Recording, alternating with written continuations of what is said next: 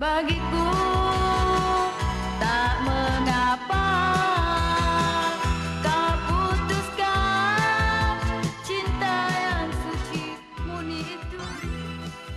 Mona Fendi atau nama sebenar beliau, Maznah binti Ismail, merupakan seorang penyanyi dan bomoh wanita dari Malaysia. Dia dijatuhkan hukuman selepas didapati bersalah kerana membunuh bekas Ahli Dewan Undangan Negeri Batu Talam, Datuk Mazlan Idris pada tahun 1993. Mona Fendi dilahirkan pada 1 Januari 1956 di Kangar, Perlis dan memulakan kejayaan awalnya sebagai penyanyi. Beliau pernah mengeluarkan album pertama yang bertajuk Diana 1 pada tahun 1987 dan terkenal menerusi lagunya Ku Nyanyikan Lagu Ini. Ku nyanyikan lagu ini, oh sayang, persembahan dariku. Ketika itu jugalah beliau mula menggunakan nama komersial Mona Fendi, nama yang kekal popular dan terus terpahat dalam ingatan rakyat Malaysia sehingga kini. Ketidakupayaan Mona menyanyi dengan baik dikatakan menjadi punca beliau beralih arah ke bidang perubatan tradisional. Muhammad Afandi Abdul Rahman merupakan suami ketiga Mona dan menuntut ilmu persilatan di Indonesia. Mona Fendi dan suaminya mula menawarkan perkhidmatan sebagai bomoh apabila kerjaya Mona Fendi sebagai penyanyi tidak berjaya. Dia dan suami mula menawarkan perkhidmatan kepada pelanggan yang kebanyakannya dari golongan atasan.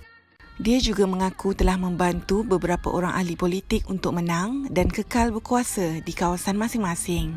Perkhidmatan mistik yang disediakan oleh Mona Fendi dan suami menarik perhatian Datuk Mazlan Idris yang merupakan bekas Ahli Dewan Undangan Negeri Batu Talam, Pahang. Pada 13 Julai 1993, Datuk Mazlan Idris telah menemui Mona Fendi bagi mendapatkan bantuan gaib untuk meningkatkan kejayaan politik beliau dan mendaki tangga parti. Ketika itu, Mona, 45 tahun, bekerja bersama dengan suaminya Muhammad Nur Afandi Abdul Rahman, 44 tahun dan dibantu oleh pembantu mereka iaitu Juraimi Hassan, 31 tahun. Mona meyakinkan Mazlan bahawa dia akan menjadi kebal jika dia memiliki azimat, tongkat dan songkok yang didakwa milik bekas Presiden Indonesia, Presiden Soekarno. Dan sebagai bayaran, Mona meminta sebanyak ringgit Malaysia 2.5 juta. Datuk Mazlan Idris telah membayar sebanyak RM500,000 sebagai deposit dan memberikan mereka 10 tanah untuk dinamakan atas nama mereka berdua sebagai baki bayaran bernilai ringgit Malaysia 2 juta.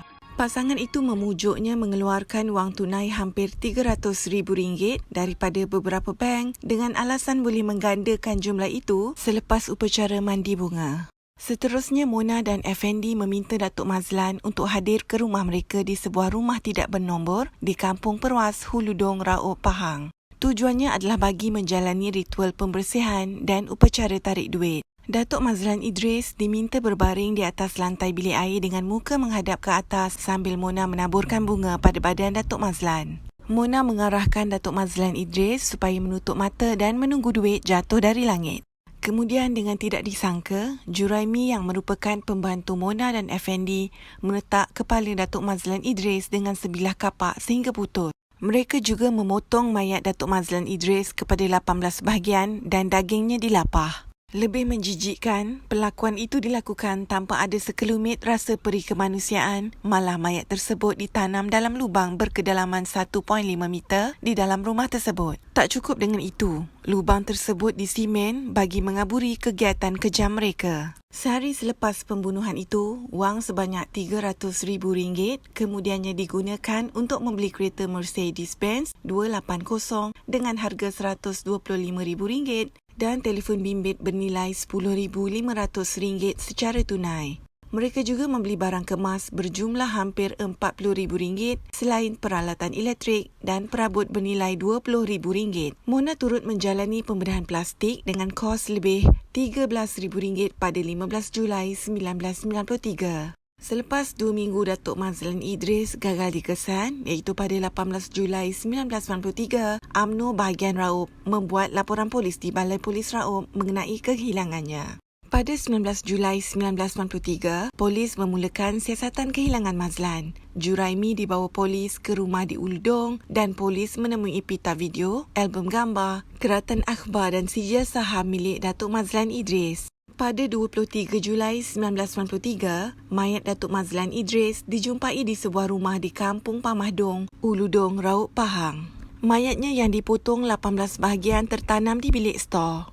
Pada 9 Februari 1995, Mahkamah Tinggi Temerloh menjatuhkan hukuman gantung sampai mati terhadap Muhammad Effendi, Mona Effendi serta Juraimi apabila didapati bersalah membunuh Datuk Mazlan Idris di sebuah rumah tidak bernombor di Kampung Pamahdong pada 13 Julai 1993. Sepanjang perbicaraan, Mona menunjukkan sifat yang pelik seperti kelihatan ceria, sentiasa tersenyum dan bergaya di hadapan jurugambar dan wartawan. Dia juga sentiasa berpakaian menarik dan mengenakan solekan. Dia juga mengatakan bahawa dia tak sangka mempunyai ramai peminat. Dilaporkan juga semasa mendengar hukuman gantung yang diterima semasa perbicaraan, dia berkata, "Aku takkan mati," dengan muka yang tenang dan tersenyum. Ketiga-tiga mereka menjalani hukuman gantung hingga mati pada 2 November 2001. Mona dan suaminya Muhammad Afandi telah disemadikan di tanah perkuburan ahli-ahli Kariah, Masjid Kajang di Kampung Sungai Kantan, Kajang. Juraimi pula dikebumikan di kampungnya, Kampung Teluk Gong, Pelabuhan Kelang, Selangor.